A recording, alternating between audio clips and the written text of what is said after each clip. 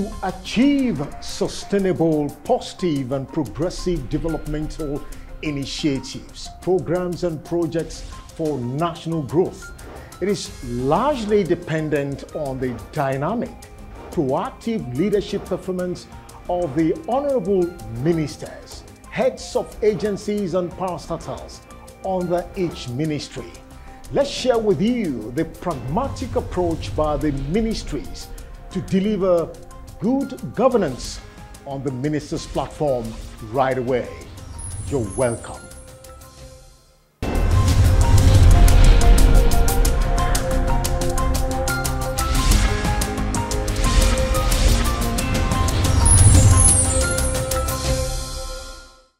Ministry News is about now bringing you latest and current affairs across federal ministries, agencies and parastatals on Ministry News.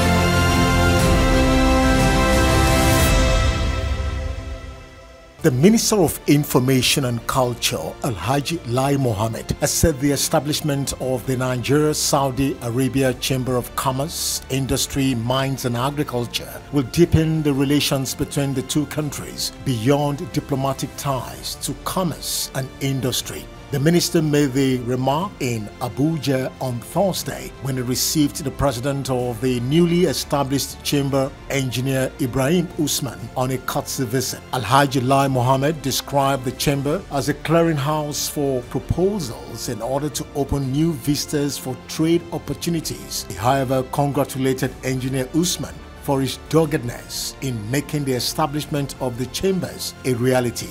It becomes not just a platform, but also a clearinghouse for proposals from Nigerian businessmen and Saudi businessmen wanting to do business with one another.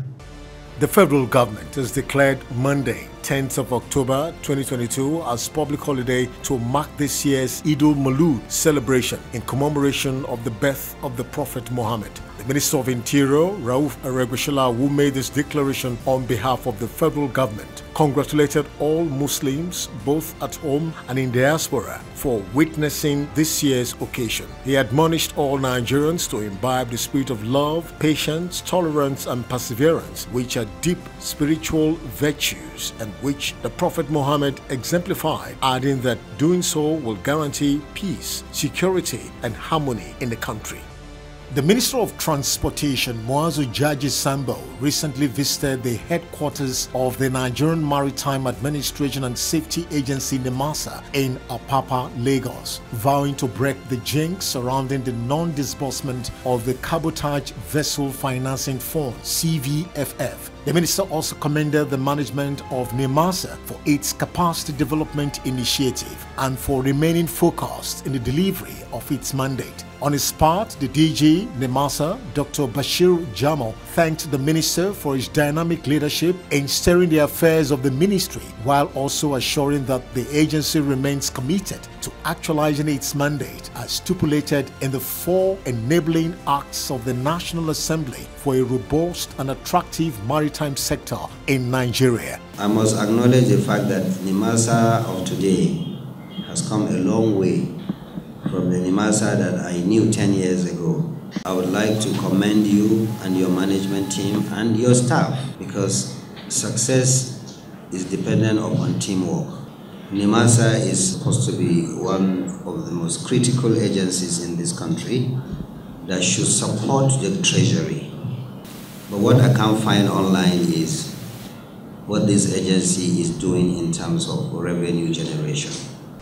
The Minister of Communications and Digital Economy, Professor Issa Pantami, has stressed the importance of legislations that will ensure the protection and confidentiality of citizens' data in the country. The minister made this known at the National Validation Workshop on Data Protection Bill organized by Nigeria Digital Identification for Development Project ID4D and Nigeria Data Protection Bureau NDPB in Abuja. He said that it was part of the federal government's responsibility to protect the lives and property of Nigeria and Nigerians. According to him, the ministry is working hard with critical legislation on data protection before the end of this year. The theme of this year is very relevant and also very apt to what we have been doing in Nigeria. For example, artificial intelligence, which is part of the disruptive technologies. And disruptive technologies are driving the fourth industrial revolution. Not only driving AI by implication in the next 20 years. When it comes to cybersecurity, we have so many initiatives like CSAT, like SAT, and many more. CSAT is a cybersecurity intelligence and response team. We have computer emergency response and readiness team. All this is to promote the cybersecurity and to ensure that our cyberspace is safe. The federal government says Nigeria will need 1 trillion naira to cater for the health of vulnerable citizens across the country through the Basic Health Care Provision Fund. Dr. Chris Osokunwu, who is the Secretary of the Ministerial Oversight Committee for BHCPF, Federal Ministry of Health, said this in Abuja at the Nigeria Health Commissioners Forum with the theme Financing Primary Health Care in Nigeria, Expanding the Frontiers of the Sub-National. He noted that the money would also enable the country to provide universal health coverage to vulnerable citizens. The Minister of Water Resources, Mr. Sulaiman Adamu, has pledged his commitment towards full passage of the National Water Resources Bill into law.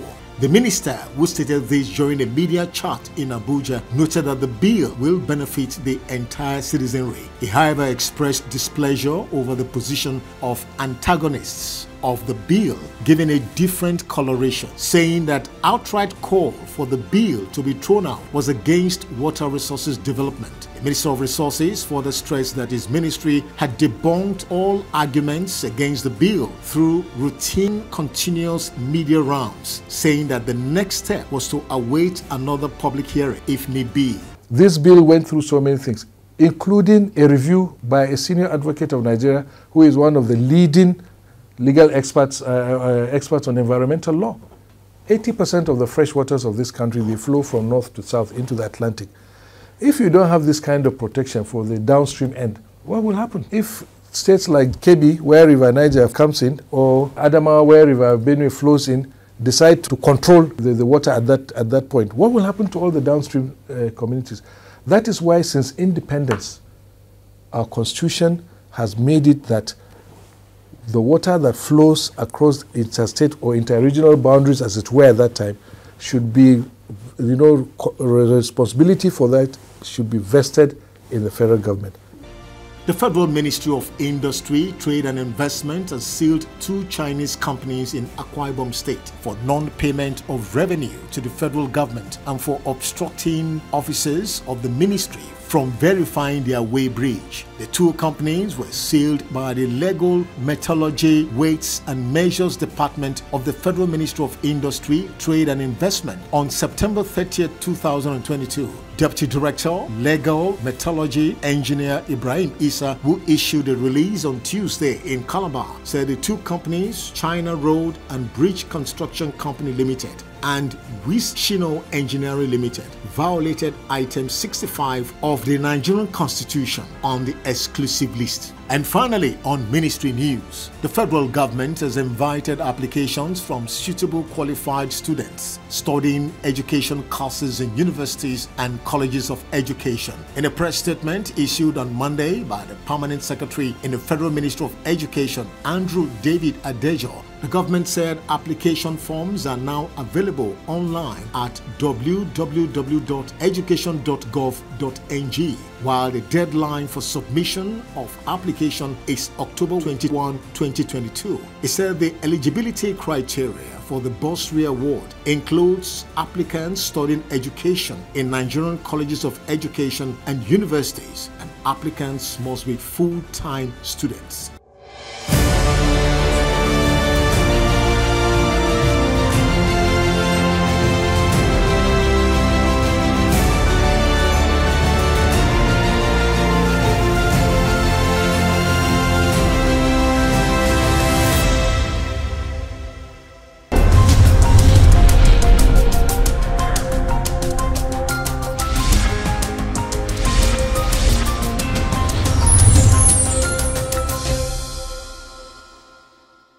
From the presidency comes latest official engagements of Mr. President.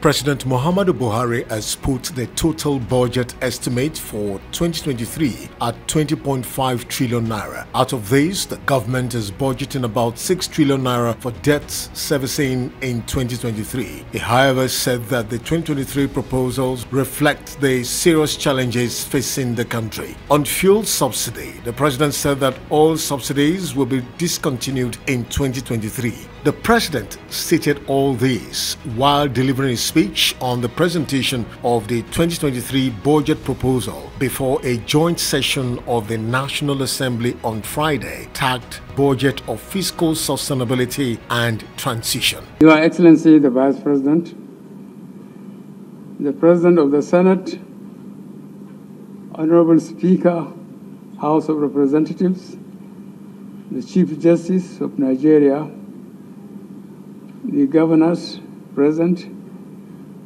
members of the National Assembly, members of the Federal Executive Council, the National Chairman, APC, senior government officials, distinguished ladies and gentlemen. This is the last time I will be laying the budget of the federal government of Nigeria before the National Assembly. Let me highlight some of the progress that we have made in the last 7.5 years in just two important areas of critical infrastructure and good governance. Our debt service to revenue ratio needs close attention. The current low revenue performance of government as reflected in the low revenue to GDP ratio of just about 8%. Our medium-term objective remains to raise this ratio to 15%, at which the debt service to revenue ratio will cease to be a concern. President Muhammadu Buhari has said that Nigeria will not relent until it recovers all the $5 billion stolen from Nigeria by the late General Sani Abacha and his family and stashed in Western countries. In an opinion piece in the Financial Times of London, the president said the clamor for repatriation of looted treasuries is becoming irresistible. Earlier this year, the president noted that Nigeria was forced to take legal action against the UK National Crime Agency after repeated delays to the return of money taken out of the country in the 1990s by former dictator General Sani Abacha. The president in the article also demanded the return of stolen assets and artifacts stolen from Africa by the West. President Muhammadu Buhari has tasked stakeholders in the education sector to do more to attract other sources of funding. The president will give the task on Tuesday while speaking at the 4th National Summit on Diminishing Corruption in the Public Sector. Further tasked stakeholders and the academic unions to demand accountability and interrogate the bloated expenditure of their institutions. The event, which was jointly organized by the Independent Corrupt Practices and Other Related Offences Commission, ICPC, the Office of the Secretary to the Government of the Federation, and the Joint Admissions and Matriculation Board JAMB, had as its theme corruption and the education sector. Due to declining resources, government cannot bear the cost of funding education alone. I task our academics to attract endowments, research, and other grants to universities, polytechnics, and challenges of education similar to what obtains in other countries.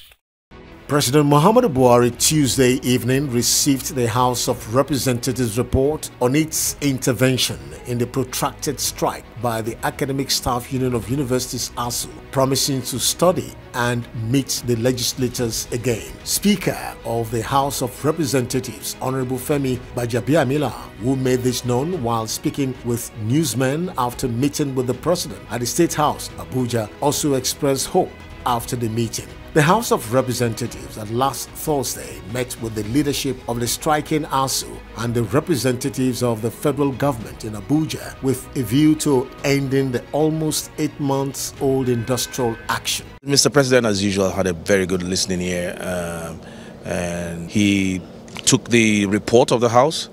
He accepted it. We discussed it at length, the details of the report.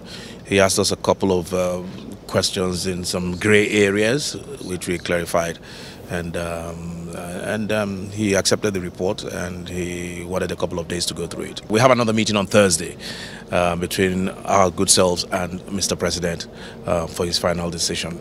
President Muhammadu Buhari on Thursday met with the freed 23 passengers of the 28th March Abuja-Kaduna train attack at the Nigerian Defense Academy, NDA Hospital in Kaduna. The President made the impromptu visit to the NDA Hospital. The President commended the Nigerian military for their brave services in securing the safe release of the hostages. And finally, from the presidency, President Muhammadu Buhari recently in Kaduna directed the service chiefs to replicate the successes recorded in the fight against insurgency in the northeast in other parts of the country, bolstered by the unprecedented acquisitions in military platforms and hardware in the past few years. Addressing the passing out parade and commissioning ceremony of cadets of 69 regular courses of the NDA, the President listed comprehensive and systematic acquisitions by his administration, describing them as unprecedented in the past 38 years of the Nigerian military. You are trained to protect and bound by esprit de corps and love for your fatherland. I would like to facilitate with the families and friends of the cadets passing out today. Without your support, it would have been more difficult for these cadets to complete their fairly and in adjusting to the dictates of this institution. I now want to once again commend and congratulate the Commandant, staff, and instructors of the Academy for an excellent parade, and more importantly, for the recent overhaul of training curricula and methodologies in line with the dynamics of the contemporary operational requirements.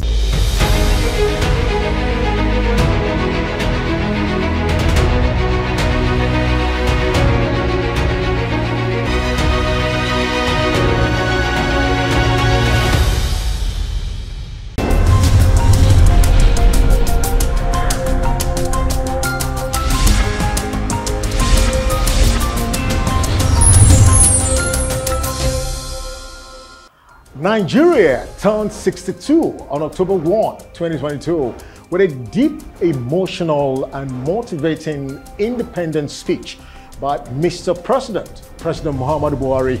He was, however, optimistic of a greater Nigeria despite the challenges. Let's present to you Mr. President's October 1 speech.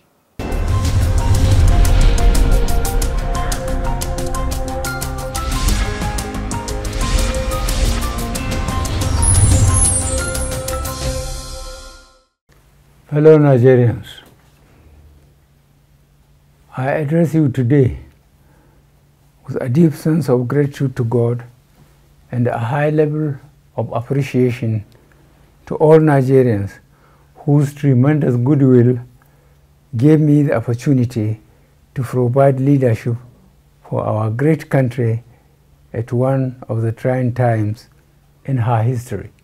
Conscious that today's address would be my last on an Independence Day as your president, I speak to the millions of Nigerians who believed in me, propelled and stood by me in my quest to bequeath a country where all citizens have equal opportunities to achieve their lives' desires in a peaceful atmosphere. I am honored to say that my story in the annals of Nigeria's history is no household secret. My various attempts, failures, and eventual success in being elected as a democratic president in 2015 was made possible by the majority of Nigerians. When you elected me, I readily acknowledge that the tasks before me were daunting but surmountable because of the growing national consensus that our chosen route to national development was democracy. This democracy was to be anchored on a clear understanding, application, and the principles of separation of powers, supported by a reformed public service that is more effective. I then pledged to improve the economy, tackle corruption, and fight insecurity. And this was further strengthened by my commitment to lift 100 million Nigerians out of poverty in 10 years as the central plank of my second term in 2019. To the glory of God and His grace, as well as the commitment and passion displayed by many Nigerian supporters, we have made appreciable progress in these areas, but not yet at our destination. Mindful of the task before us, we took some time in settling down and we repositioned the economy by providing strategic interventions in core areas at both the federal and subnational levels. One of the areas where we have made significant progress is in the eradication of deeply entrenched corruption that permeates all facets of our national development. We strengthened the institutions for tackling corruption and also cultivated international support, which aided the repatriation of huge sums of money illegally kept outside the country. The increasing number of prosecutions and convictions with associated refunds of large sums of money is still ongoing. Furthermore, we will continue to block opportunities that encourage corrupt practices. In order to address insecurity, we worked methodically in reducing insurgency in the northeast, militancy in the Niger Delta, ethnic and religious tensions in some sections of Nigeria, along with other problems threatening our country. Our efforts in resetting the economy manifested in Nigeria exiting 2 economic recessions by the very practical and realistic monetary and fiscal measures to ensure effective public financial management. In addition, the effective implementation of the Treasury single account and cutting down on the cost of governance also facilitated early exits from recessions. Fellow Nigerians, the administration removed several decades' uncertainty for potential investors in the oil and gas sector with the passage of Petroleum Industry Act 2021. This landmark legislation created opportunities for foreign investment in addition to improving transparency in the management of the sector. Our administration has given desired priority to the agricultural sector through a series of incentives to micro, small, and medium-scale enterprises that resulted in creating millions of jobs. Leading this initiative, the Central Bank of Nigeria's intervention in a number of areas, as well as the Anchor Borrowers Program, had created the required leverages for Nigerians towards self-sufficiency in food and the necessary attraction for farming as a business. The growing contribution of non-oil exports, especially in agriculture, information and communication technology, as well as the performing arts to our national economy, will enhance our foreign exchange earning capacity. We are confronting current economic challenges such as debt burden, growing inflation, living standards, and increasing unemployment accentuated by our growing youthful population. These problems are globally induced, and we would continue to ensure that their negative effects are addressed in our policies. This administration will continue to ensure that our fiscal policies are supported by a robust and contemporary monetary policy that recognizes our peculiarities in the midst of the growing global economic difficulties. This is evidenced by the recent Monetary Policy Committee decision to maintain all parameters, especially interest rates, and marginally increase the monetary policy rate from 14% to 15.5% and the cash reserve ratio from 27.5% to 32.5%. It is projected that this will further insulate our economy from overexposure to uncertainties at the international market by restraining growth in core inflation. As we continue to de-escalate the security challenges that confronted us at the inception of this administration, newer forms alien to our country began to manifest, especially in the areas of kidnappings, molestation, killings of innocent citizens, banditry, all of which are being addressed by our security forces. I share the pains Nigerians are going through, and I assure you that your resilience and patience will not be in vain as this administration continues to reposition as well as strengthen the security agencies to enable them to deal with all forms of security challenges.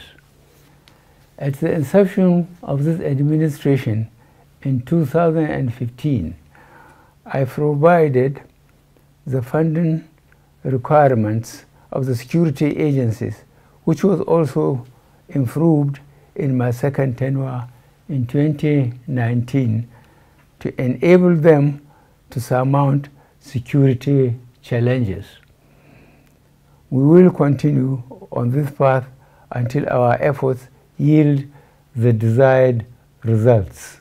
As we put in place all measures to ensure that Nigeria takes her place in the Committee of Nations, we recognize the importance of a well-educated populace as a panacea to most of the challenges we face. We have therefore pursued policies and implemented programs designed to create a literate and proficient society that ensure that citizens are availed with opportunities for lifelong achievements. I must confess that I am very pained by the recurrent disruption to our tertiary education system and I am using this Independence Day celebration to reiterate my call for the striking academic staff union of universities to return to the classroom while assuring them to deal with their contending issues within the limits of the scarce resources available. This administration has made appreciable progress in redressing these issues that have been lingering for over 11 years. The federal government will continue to mobilize resources both internationally and nationally towards funding education to ensure that our citizens are well educated and skilled in various vocations in view of the fact that education is a leading determinant of economic growth and employment generation. Fellow Nigerians, we have also improved our health facilities, especially during and after the outbreak of the coronavirus pandemic, which attracted commendation of the global community. As you are aware, Nigeria was one of the countries that defied global predictions of the socio-economic impact of the coronavirus pandemic because of our resilience, commitment, and passion with which we individually and collectively managed the pandemic. This administration embarked on addressing critical ecological challenges across the country in order to mitigate the impact of climate change manifesting in the form of flood, soil erosion, desertification, air pollution, amongst others. We will continue to ensure that our infrastructure drive remains the key to Nigeria's economic growth and for which every Nigerian will feel the impact. The federal government is already expanding ports operations to ensure that they provide opportunities for the growth of the Nigerian economy. We have also continued to accelerate our infrastructure development through serviceable and transparent borrowing, improved capital inflow, and increased revenue generation by expanding the tax basis and prudent management of investment proceeds in the sovereign wealth fund. To further open up our communities to economic activities, we have continued to boost our railway infrastructure with the completion of a good number of critical railway and at the same time rehabilitating as well as upgrading obsolete equipment. I am pleased to inform my fellow citizens that besides our emphasis on infrastructural development with its attendant opportunities for job creation, employment generation, and subsequent poverty reduction, our focused intervention directly to Nigerians through the National Social Investment Program is also yielding benefits. There is hardly any ward, village, or local government in Nigeria today that has not benefited from one of the following: N-Power, trader money, market money, subsidized loans, business grants, or conditional cash transfers. All the aforementioned programs, along with various interventions by the National Social Investment Program, direct support to victims of flooding and other forms of disasters, have provided succor to the affected Nigerians. Fellow Nigerians, no matter what gains we make, without a good governance system anchored on electing credible leaders on the basis of free, fair, credible, and transparent elections, our efforts will not be enough. It is for this reason that I have resolved to bequeath a sustainable democratic culture which will remain lasting. The signing of the Electoral Act 2021 as amended with landmark provisions further assures us of a more transparent and inclusive electoral process. Having witnessed at close quarters the pains, anguish, and disappointment of being a victim of an unfair electoral process, the pursuit of an electoral system and processes that guarantee election of leaders by citizens remain the guiding light as I prepare to wind down our administration. You would all agree that the recent elections in the first 2 years in some states, notably Anambra, Ekiti, and Osun, and a few federal constituencies, have shown a high degree of credibility, transparency, and freedom of choice, with the people votes actually counting. This, I promise, would be improved often as we move towards the 2023 general elections. As we begin the transition process to another democratically elected government, I want to implore all aspirants to conduct issue-based campaigns devoid of hate speeches, as well as other negative and divisive tendencies. I also want to express my wish that we see more female and youth participation in the forthcoming electoral cycle.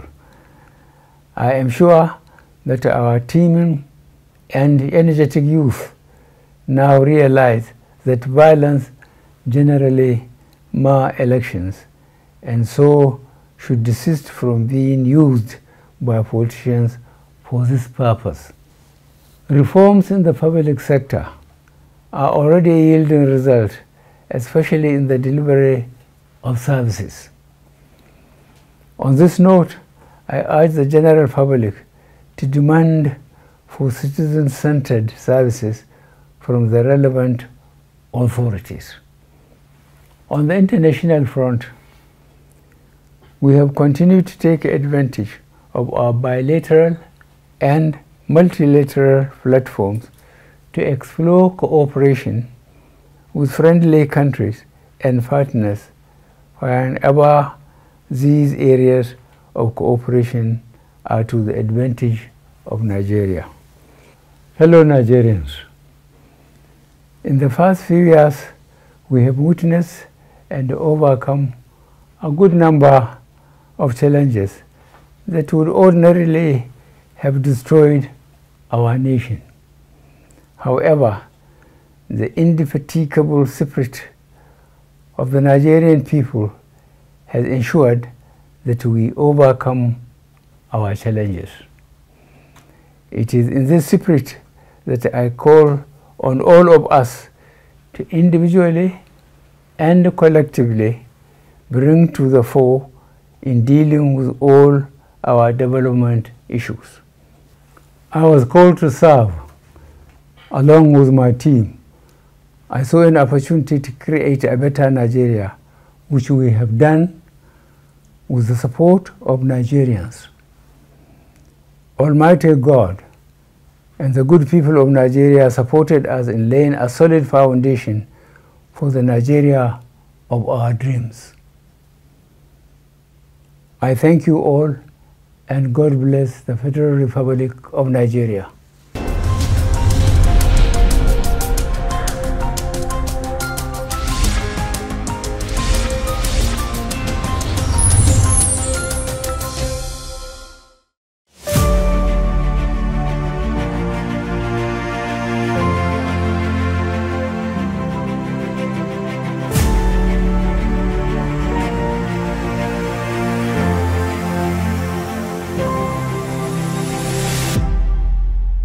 This week, we present to you facts you need to know about the Federal Road Maintenance Agency, FEMA, on our Ministry Agencies and Parastatals in Focus segment, MAP. The Federal Roads Maintenance Agency, FEMA, was established by Act No. 7 of 2002, enacted by the National Assembly and assented to by President Olusegun Obasanjo. With this act, establishing the Federal Roads Maintenance Agency, and for matters connected herewith, FEMA became Nigeria's first institutional mechanism for monitoring and maintaining all federal roads in the country. The governing board of FEMA is the highest decision-making body of the agency, responsible for the formulation of policies and charting the direction of the statutory mandate of the agency. As a strategic agency under the Federal Ministry of Works and Housing, the mission of FEMA is to efficiently and effectively monitor and administer road maintenance with the objective of keeping all federal roads in good and safe conditions. And the FEMA vision is to become the most efficient road maintenance management organization that will enhance the economic well-being and interest of Nigerians. These are the core values of the Federal Road Maintenance Agency, FEMA. People. FEMA cherishes honesty, unalloyed loyalty, and it's supportive of one another with strong commitment to individual growth and corporate excellence. Work. FEMA is committed to world-class service in a timely and accurate manner, using resources responsibly. Relationship. Placement of value on opinions and ideas of customers as well as other stakeholders, and it's also readily reciprocates integrity and professionalism. Strength. FEMA is powered by good leadership team spirit, reward for accomplishment and employee involvement at all levels. And finally, environment, propagating teamwork in an exciting, friendly and serene environment. The Federal Road Maintenance Agency, FEMA, is currently under the able leadership of Engineer Nuruddin Abdurrahman Rafindari as the Managing Director, Chief Executive Officer of FEMA. The fact that there are no strict laws that governs or guides tenants. For like 2 years now, and I have not seen one person ask me to pay 1 year. Yeah, I like this city because of the opportunity, job opportunities. That's why I like the city. And secondly, it's a peaceful city as well. This is where the center where you have investment and people can buy and sell or do their investment. But if you go to some other states, what the government needs to do is to stop borrowing money. They should look inwards and try to develop our own mineral resources. There are many farm produce that can be exported to generate foreign exchange. But we are not doing that. We are just borrowing money. The naira will keep falling as long as we keep importing and borrowing funds. So we have great potential in agriculture. If you travel all the way from Lagos down to the south or the west, you will just see green area, uncultivated, undeveloped. So you can't keep borrowing money and giving to people and expect that your economy will grow. You need to invest into agriculture. Agriculture alone can turn the tides of the naira and get it improved. It's going to take a while, but I think we need to take a step in the right direction. we continue to devalue our currency. And so definitely we expect naira to depreciate. It will not appreciate, it will continue to depreciate. The government has to reason and then do something to turn everything upside down again so that the naira can appreciate instead of depreciating. What's the best for the government to do is to strengthen the market, to minimize the monetary policy. Because I think what is affecting the naira, from my own perspective, is policy. Too much of monetary policy. So what I think the CBN needs to do is to work on their monetary policy. If that can be done, I think the naira will be more better than this. The government should make sure that industries are in good place, that they should allow the industry to be established in the country. When the naira is devalued, so those experts, they will not be able to come and establish industry in the country. So whereby when there is industry, when we allow the foreigners to come and establish industry in the country, so automatically our naira will be valued, while the dollar will be devalued.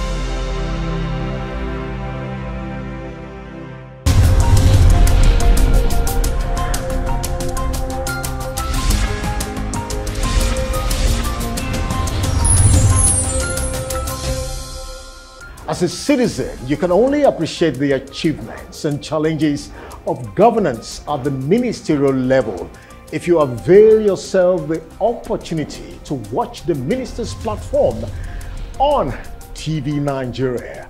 Join us again on TV Nigeria for another interesting edition of the Ministers platform. Stay patriotic.